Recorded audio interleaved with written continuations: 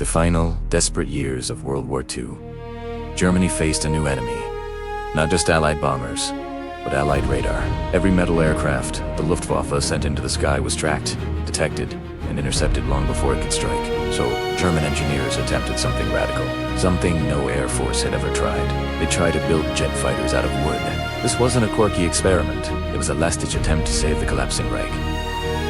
Allied bombers were tearing German cities apart, and the Luftwaffe needed a miracle. A fighter that could climb fast, fly fast, and stay invisible to radar.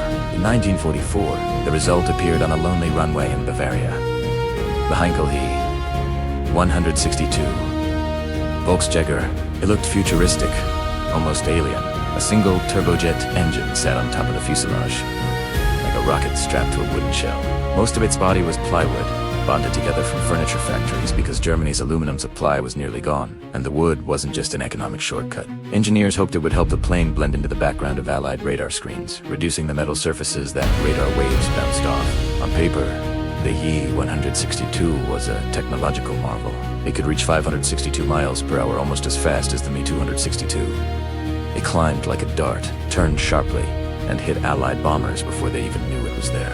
But the reality was darker, and much more tragic. The aircraft was rushed into production in just 90 days. A timeline so insane that even the engineers called it suicidal. Factories had no time to test glue formulas or quality check the wooden frames. Some planes literally fell apart in midair because the adhesives weakened in cold weather.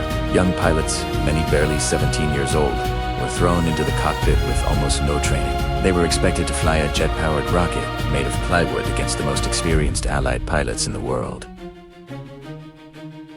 The result was chaos, mechanical failures, fuel leaks, structural cracks, fatal crashes before the aircraft ever reached combat altitude. In the few missions it did fly, the He 162 was fast, terrifyingly fast.